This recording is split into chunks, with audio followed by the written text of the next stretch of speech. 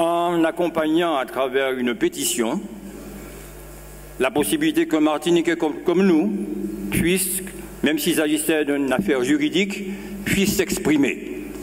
Nous sommes tous des démocrates. Tout le groupe de l'Assemblée Martinique, il n'est constitué que de démocrates. Je prends mal dans le trap.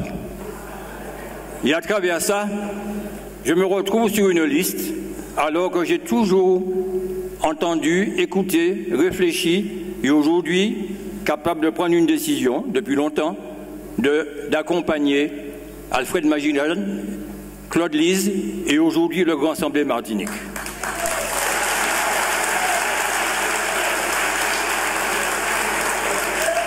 J'étais à l'étranger, je suis rentré pour ce faire. J'ai tenté 1000 fois de me faire sortir de cette liste. Ce n'était pas un cas autrement que bizarre, et le ministère de l'Intérieur n'a pas voulu autrement trancher l'affaire en disant « si vous sortez, la liste sort aussi ». Je n'ai pas voulu jouer d'orgueil, je n'ai pas pensé faire du mal à d'autres compatriotes comme nous, même s'ils n'ont pas les mêmes pensées que nous.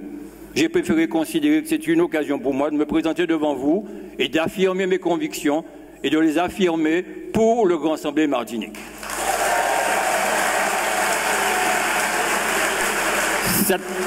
Cette précision étant faite, je voudrais balayer de revers de main cette ambiguïté. Il n'y a pas eu autrement que d'être pris dans une trappe.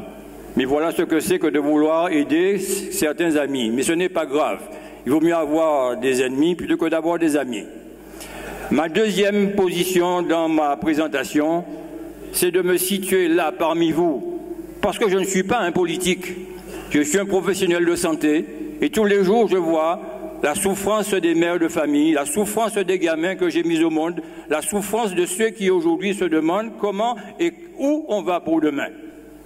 Et je me suis présenté derrière ce micro pour être parmi vous dans cette salle en tant que citoyen, individu tout simplement de la profession civile, tout simplement l'électeur de demain. Et je me présente comme tel pour vous remercier, Monsieur Marie-Jeanne, vous remercier, Monsieur Claude Lise, au nom de cette population martiniquaise. Vous avez toujours été à nos côtés dans les moments les plus difficiles. Et je me rappelle 2009 quand tout était trouble dans les villes, tout était trouble dans Fort-de-France. J'ai rencontré M. Marie-Jeanne parce que je devenais chef de service après de nombreuses années. Et il m'a dit, mais calmez ces boucs-là, moi et puis yo.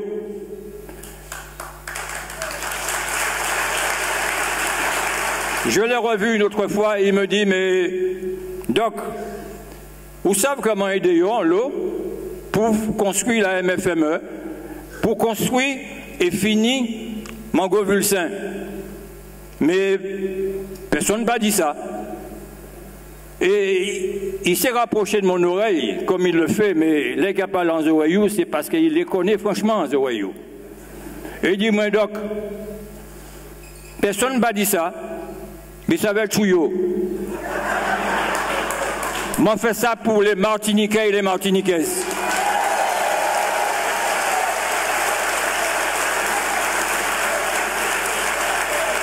Et dans le même moment où je menais certains débats dans les commissions administratives et médicales, parce que moi j'ai fini avec chef de service, la direction dit moi oui chef de service trop tard, parce qu'on était trop près personnel là.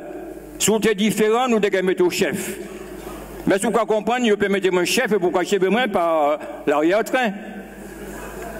À aucun moment, aucune direction, aucune présidence d'administration, ni à Fort-de-France, ni au Lamentin, ne s'est présenté pour dire ce que le Conseil général et le Conseil régional faisaient pour les hôpitaux et la santé des Martiniquais.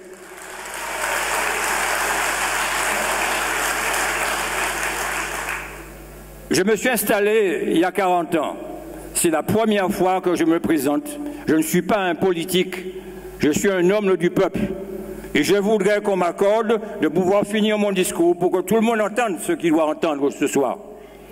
Quand il s'agit de M. Marie-Jeanne, arrivé chef de service, la direction était toujours de connivence avec leur administration. Le choix entre plusieurs chefs, c'est difficile.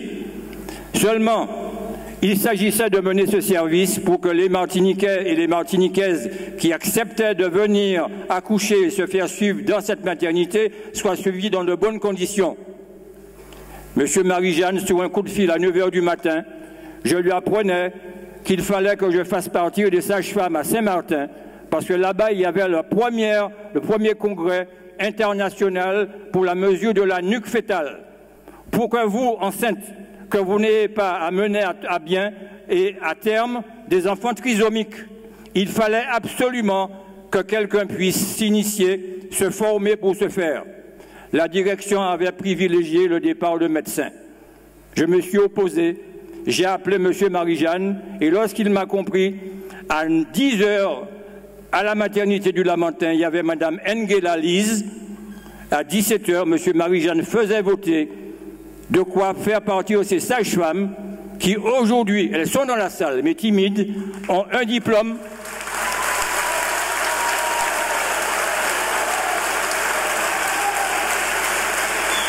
Ces sages-femmes ont un diplôme et sont à niveau intellectuel, culturel dans le domaine médical que tous les confrères gynécos qui ont fait 15 ans de médecine. Il a fallu que je me heurte à la direction, mais comme je savais que Chabin était derrière, ça ne me posait aucun problème. Je savais parfaitement bien qu'ils ne pouvaient pas partir de l'île sans autorisation de leur administration. Je leur ai signé un arrêt de travail avec accord vacances pour qu'elles puissent se rendre à ce congrès. Elles sont aujourd'hui sages-femmes diplômées. Elles travaillent dans les maternités de Trinité, de la MFME. Les médecins qui étaient pressentis ont foutu le camp depuis. Merci, Monsieur Marie-Jeanne. Monsieur Claude Lise, vous étiez l'interlocuteur rêvé au Conseil général. Parce que lorsqu'il s'agissait de la santé des Martiniquais, vous aviez une oreille pour nous, bien que vous ayez la charge de vous occuper du reste de la population dans leurs problématiques et dans leurs besoins. Mais vous avez été suffisamment vigilant et suffisamment réactif pour que l'hôpital du Lorrain soit reconstruit entièrement neuf.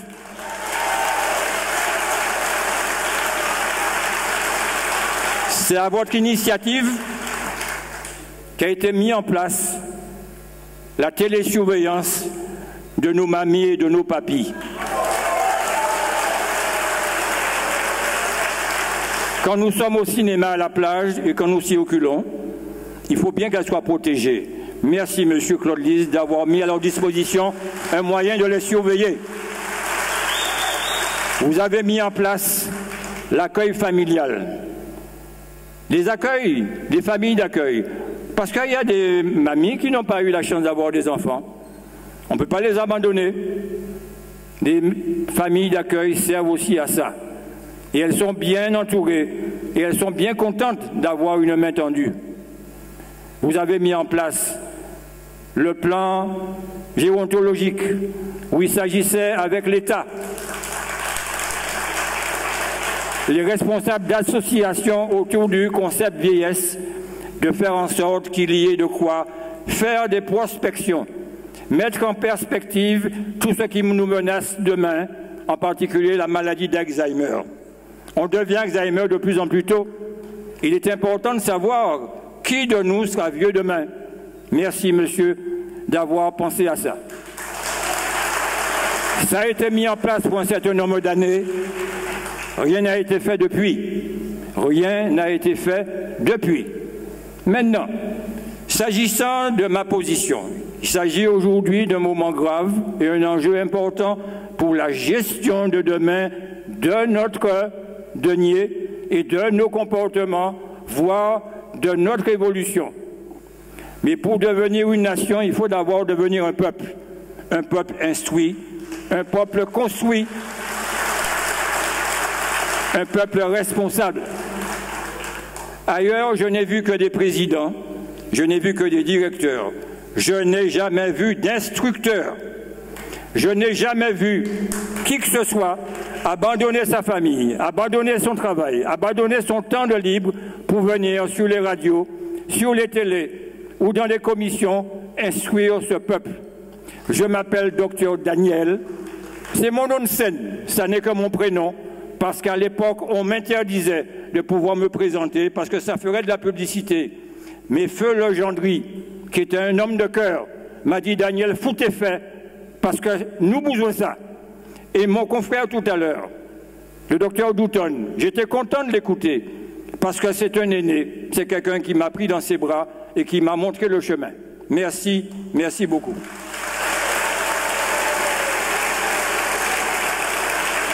Je vais bientôt terminer pour vous dire, je suis content de voir une assemblée aussi pleine et un grand assemblée aussi homogène.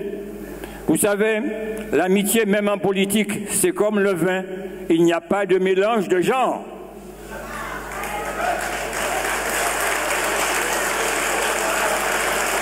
Il n'y a pas d'alliance là, autrement que pour mener la Martinique à son terme précieux. Il n'y a pas de conflit d'intérêts, il n'y a pas non plus d'alliance contre nature. La Martinique a besoin demain de gens intègres. La Martinique a besoin de gens disponibles. Cette équipe-là est aujourd'hui disponible, pleine d'expérience et capable de nous mener dans une intégrité, dans une culture, afin que demain, même si nous n'avons plus rien, que la nation soit quelque chose de plus cher.